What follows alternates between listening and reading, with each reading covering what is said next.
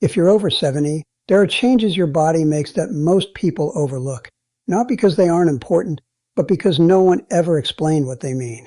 These aren't the dramatic signs everyone talks about. They're quieter than that. They happen gradually, so gradually that you might think they're just normal aging, nothing to pay attention to. But I've watched people for decades now, and I've learned something important. The people who stay independent longest, who keep their dignity and their strength well into their 80s and 90s, they're the ones who paid attention to these quiet signals early. They didn't ignore them. They didn't brush them off. They noticed, and they made small adjustments. That's all it took. Small adjustments. And those adjustments made all the difference in how the next years unfolded. My name is Harold Bennett, and I've spent most of my life observing patterns in how people age. I'm not a doctor. I don't have medical credentials. But I've worked with hundreds of older adults over the years, and I've seen what works and what doesn't. I've seen who thrives and who struggles. And more importantly, I've seen the difference between those two outcomes often comes down to paying attention to things most people miss. If you'd like more of these conversations, I hope you'll consider subscribing.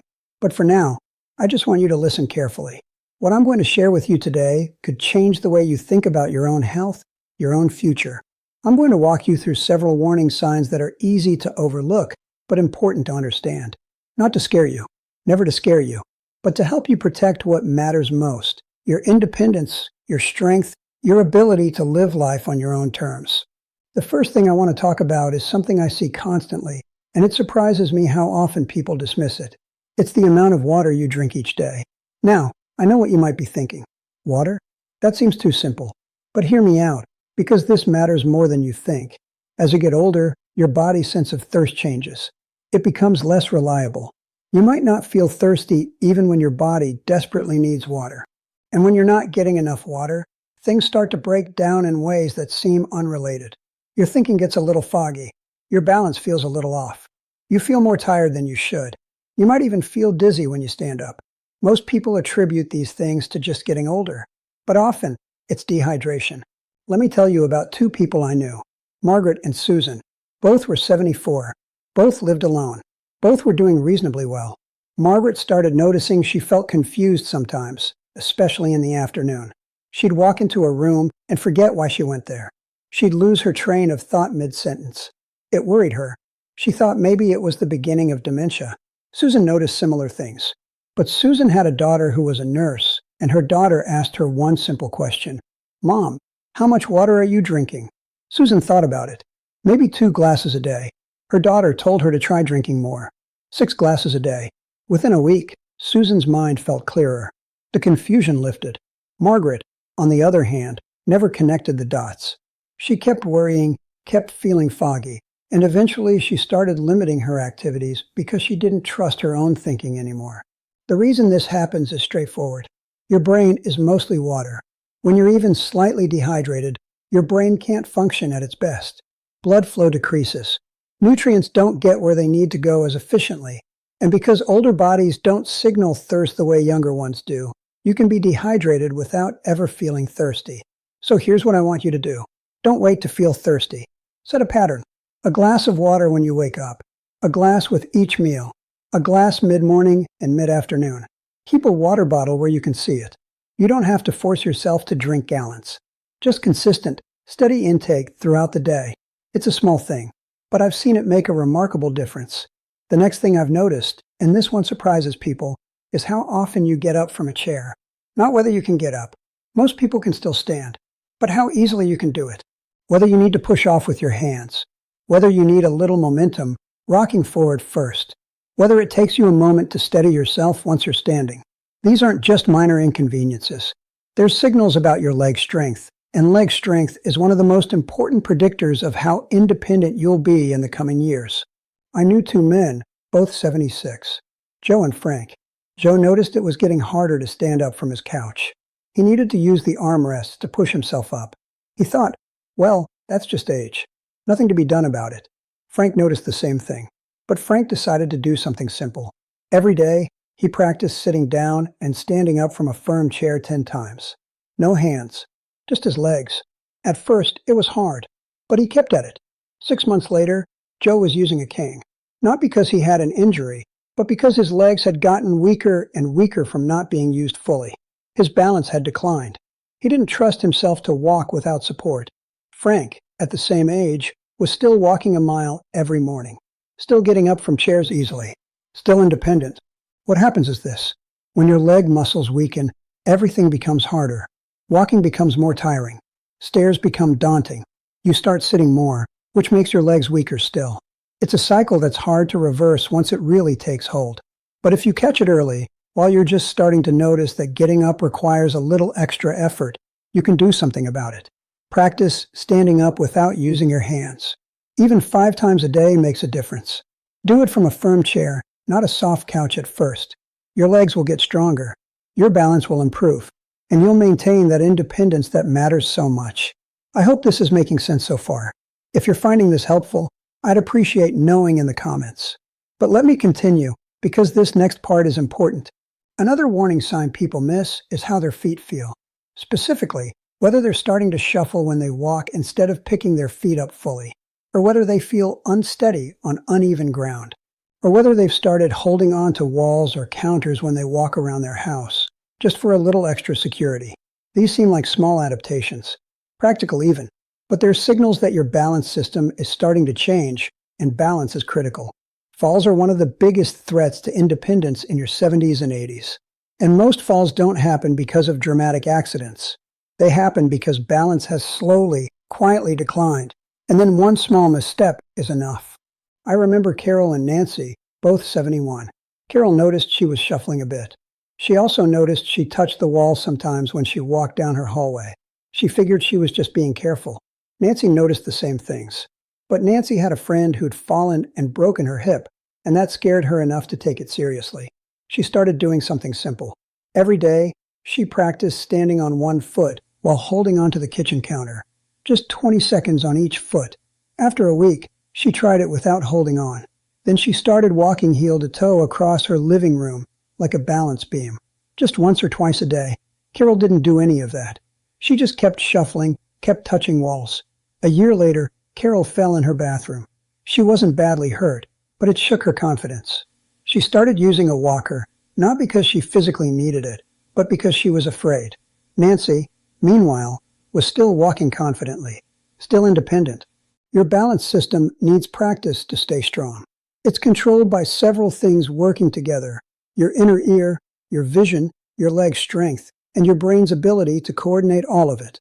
When you stop challenging your balance, when you always walk on flat, even surfaces, when you always have something to hold on to, your balance system gets lazy.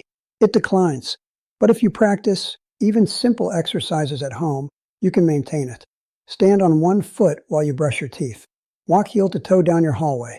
Stand up and sit down with your eyes closed to challenge your balance in a safe way. These small practices can prevent falls that change everything. Stay with me here. This next part might be something you haven't thought about before, but it matters tremendously. It's about how well you can hear. Now, I'm not just talking about turning up the volume on the television, though that's often where it starts. I'm talking about whether you find yourself avoiding conversations because it's too hard to follow what people are saying. Whether you feel tired after social situations because you've been straining to hear. Whether you've started withdrawing a bit because it's just easier to be alone than to keep asking people to repeat themselves. Hearing loss is incredibly common as we age. That's not news to anyone. But what many people don't realize is how much untreated hearing loss affects your brain. Studies have shown that when you can't hear well, your brain has to work much harder to make sense of sounds. That extra effort is exhausting. It pulls resources away from other thinking tasks.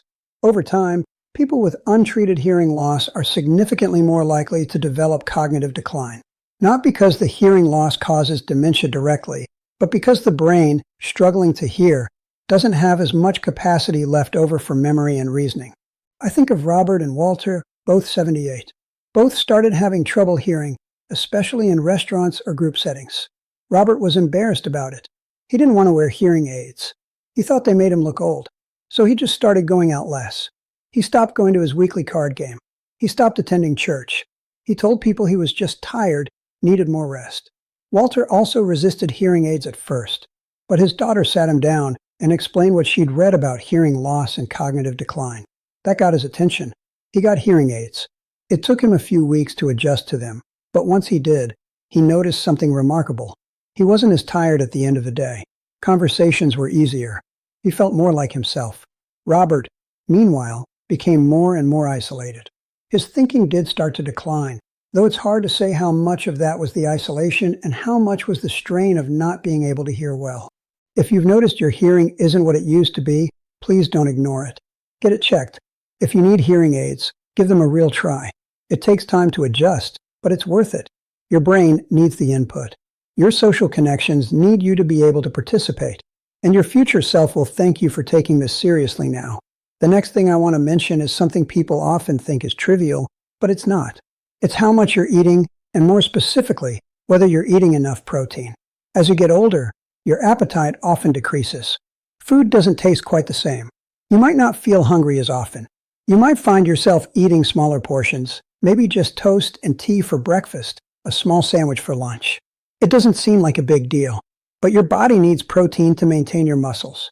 And if you're not eating enough, your muscles start to break down. This happens faster than you'd think. Let me tell you about Eleanor and Barbara, both 73. Eleanor had never been a big eater, and as she got older, she ate less and less. Mostly crackers, fruit, maybe some soup. She was maintaining her weight, so she thought she was fine. Barbara also had a small appetite, but Barbara's son, who was a physical therapist, noticed his mother seemed frilier when he visited. He asked her what she was eating. When she told him, he suggested she add protein to every meal. An egg at breakfast, chicken or fish at lunch, yogurt as a snack. Barbara made the effort, even though she wasn't always hungry. 6 months later, Eleanor was noticeably weaker. She tired easily. She'd lost muscle mass. Simple tasks like carrying groceries had become difficult. Barbara, on the other hand, felt stronger. She had more energy. She was still independent in ways Eleanor was struggling with. Your muscles need protein to repair and rebuild themselves, especially as you age. If you're not giving your body that protein, your muscles waste away. And once you've lost significant muscle mass, it's very hard to get it back. So even if you're not hungry, try to include protein in your meals. Eggs, fish, chicken, beans, cheese, yogurt. You don't need huge portions, but you need it consistently. This is one of those small things that makes an enormous difference. If this is helping you think differently about your health, I'd love to hear your thoughts in the comments. But let me finish with 2 more things I think are crucial. One is about your teeth and gums. I know this might seem unrelated to aging well, but it's not. If you're having trouble with your teeth, if they hurt when you chew, if your gums bleed when you brush, if you've started avoiding certain foods because they're too hard to eat, that affects everything else. It affects what you eat, which affects your nutrition, which affects your strength and energy. It affects your willingness to smile and talk to people, which affects your social connections. And beyond that, research tells us that gum disease is linked to heart disease, stroke, and even cognitive decline. The bacteria from infected gums can enter your bloodstream and cause inflammation throughout your body. I've seen people let dental problems go because they thought they were minor, or because going to the dentist seemed like too much trouble, or because they were embarrassed about the state of their teeth. But ignoring dental health has consequences that ripple out in ways you might not expect. If you're having any dental pain or problems, please get them addressed. If cost is an issue, look for dental schools or community clinics that offer reduced rates. Your teeth and gums are worth protecting. They're connected to so much more than just your mouth. And finally, the last thing I want to talk about is something that's harder to measure, but just as important. It's whether you're still doing things that give you purpose. Whether you have reasons to get up in the morning beyond just routine. Whether you feel like your life still has meaning, still has contribution. I've noticed that people who maintain a sense of purpose, whether it's volunteering, helping family, pursuing a hobby, caring for a garden, anything that makes them feel needed and valued, those people stay healthier longer. They move more. They engage more. They take better care of themselves because they feel like they matter. The people I've seen decline fastest are often the ones who've lost that sense of purpose. They've retired and don't know what to do with themselves.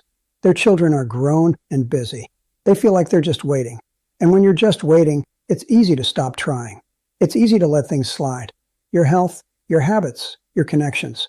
Purpose doesn't have to be grand. It doesn't have to be dramatic. It can be as simple as being the person who calls your neighbor every week to check in. It can be working on a puzzle. It can be tending to plants. It can be writing letters to your grandchildren. What matters is that it's something that makes you feel like you're still contributing, still participating in life, still here for a reason. If you've lost that feeling, I want you to think about what might restore it, even in small ways. Because I've seen it make all the difference between someone who thrives in their later years and someone who just fades. So let me bring all of this together for you. The warning signs I've talked about today: not drinking enough water, difficulty standing from a chair, shuffling or unsteady balance, untreated hearing loss, not eating enough protein, dental problems, and loss of purpose. These aren't dramatic. They're quiet. They creep up slowly. And that's exactly why they're dangerous. Because by the time they feel serious, they're already affecting your independence, your dignity, your quality of life. But here's the good news. Every single one of these is something you can address. You don't need expensive interventions. You don't need to overhaul your entire life. You just need to pay attention and make small adjustments. Drink more water. Practice standing up without your hands. Challenge your balance. Get your hearing checked. Eat protein with your meals. Take care of your teeth. Find something that gives you purpose. I want you to think about which of these resonated with you. Which one made you think, yes, I've noticed that. And then I want you to pick just one thing to focus on this week. Not all of them, just one. Make that small adjustment. See what happens. You might be surprised at how much difference a small change can make. If you know someone who might benefit from hearing this, please share it with them. And if you'd like more of these conversations, I hope you'll subscribe. But more than anything, I hope you'll take this seriously. Not with fear, but with calm determination. You deserve to age with strength and dignity. You deserve to stay independent as long as possible. And these quiet warning signs, if you pay attention to them now, can help you do exactly that. Thank you for listening. I'd love to hear your thoughts on this.